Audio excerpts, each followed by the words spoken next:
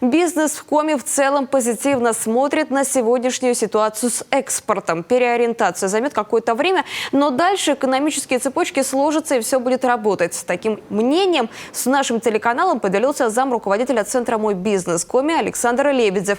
Потоки экспортных товаров из республики уже перенаправляются из привычной Европы в сторону арабских стран и Азии. Главная причина в том, что продукция, произведенная в Коми, очень конкурентоспособна и интересна рынкам. Та ниша, которую регион занимает, она действительно востребована и имеет перспективы. Поэтому лично для себя, как Центр поддержки экспорта, мы выстраиваем основную перспективу – это Дубай, Турция, Индия и Китай. То есть 4 таких основных крупных рынка, которые сегодня готовы покупать и платить, соответственно, в валюте.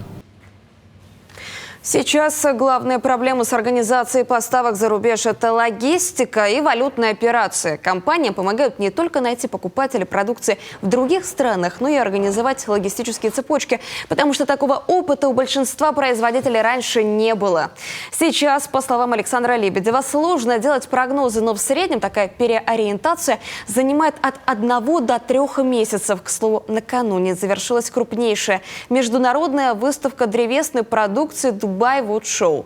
Республику Коми на международной площадке представили 4 компании. Они заключили новые экспортные соглашения.